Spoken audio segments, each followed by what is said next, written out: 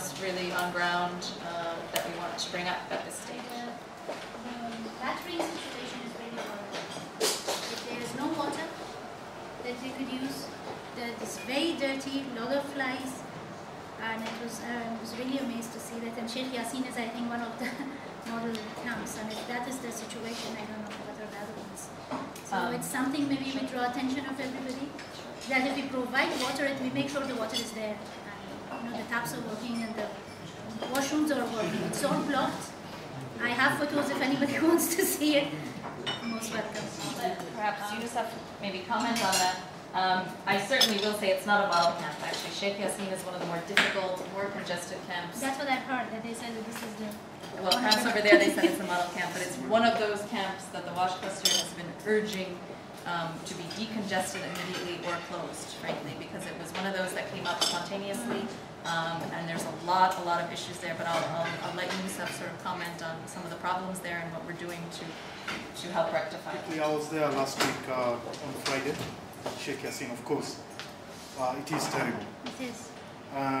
There are certain issues I think we have to take into consideration. One is the drainage of water. I don't know whether the congestion can take place as soon as we would like. But drainage, especially having grease traps before you have the evapotranspiration fields or soak away, I think that's very essential. And then we must get UNHCR on board, the camp management, to start work on drainage, because I think once the rains come in, the camp management did express a lot of concern on the drainage when the rains come in, and Sheikh Yassin is going to be in a terrible state. So we must get on board UNHCR as soon as possible. The other thing we did look at is that we have to stop as soon as possible the trucking of water. There is an issue. I think the water is not enough. It's not enough water is getting into the camps. There are 17 bore wells that are in the camp, and I understand they had been tested and the water had not been up to the mark. But we need to get PCRWR there as soon as possible, and I think that's going to happen this week, to certify the water from the wells, and we develop the wells as soon as possible so that we stop tracking. And as you say, the latrine situation is not very good, so it's something that we have to revisit, especially the cleaning. There's an issue of where to get people to clean. So we'll be looking at that next week. Yeah. The issue of trucking of water, which probably is that you cannot truck enough, right? It's expensive. Yes. And we cannot monitor the quantity properly. So I'm just wondering, when you're talking about testing the water, I'm sure the quality for drinking water is different than the one that you can use in toilets.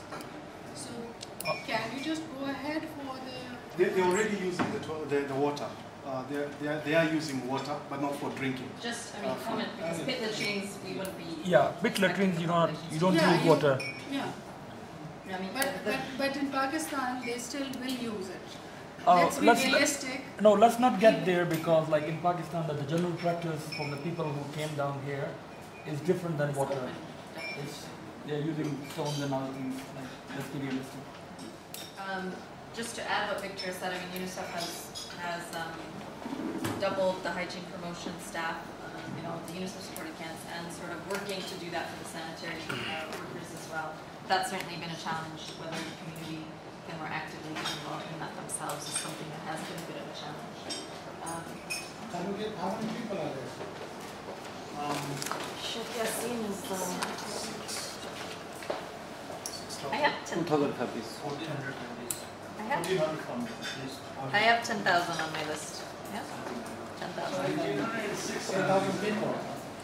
So yeah, in particular, Sheikh Shahzad and Sheikh Yassin, we've been continually advocating for decongestion or closure. Certainly, we don't necessarily expect that to be happening because of the difficult situation, but it's something we continue to do, but while making these incremental improvements.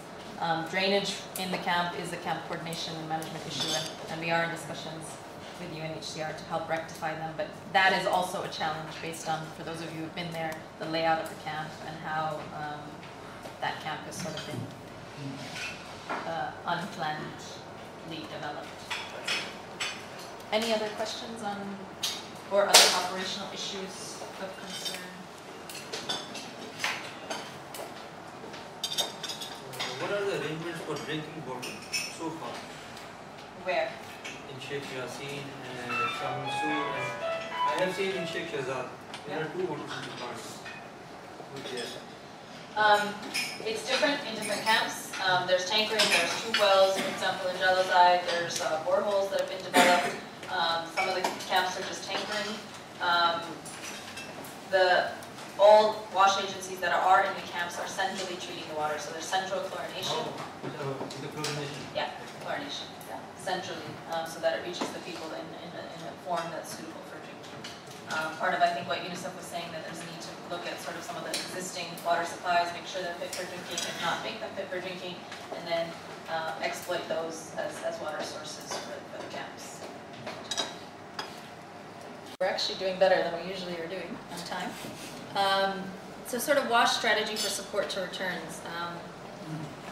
It would be interesting, I mean, it's something we do need to move with quickly, but I think it would be a good idea to sort of get an idea of what we feel we need to be doing, where we feel we need to be doing it, what are our priorities, what perhaps are our limits, how far do we go. Certainly a lot of these areas are underserved already, and do we go and start, you know, doing perhaps, where's the line between our emergency interventions, our support for returns, and perhaps development. So I just wanted to open up the floor. Maybe we can get an initial discussion going and then formalize it in the next few days or next week or next meeting, but sort of to get us all thinking about it. So floor is open for discussion on that. What I would suggest is, like, maybe we can throw this to TWIG and they can start working on it, and maybe next week we can present to the bigger body, and then everybody can feel free to make comments on that, and then it can be a bigger document. Because if we start talking about it, it will take hours, and I think we will not get much in hands. Okay, other comments from the cluster? Does that sound good? Does that sound bad? I think that's a good idea. A small team should work on this. But one thing, like, I would like to propose, like, we should not have a ready-made package for community. Like, we have to ask them, like, what is their need, and we have to be more consultative with them, like, and we have to see their capacity. Like, one thing is, like, a municipality, urban area, maybe the need is there, we can identify it. But with rural area, we have to be more participatory, and we have to see what is the need. Based on their need, we have to have our response. It's been always like that, that you have to actually go get the beneficiary, talk to them what actually they want. Like when we were doing this IDP's NFI thing, that it was standardized like that, like it was talked and discussed. Yeah, what is this NFI thing, the distribution of NFI? If you look this NFI distribution, like people on the line and they are waiting for a long time, and sometimes transportation cost is more than the package.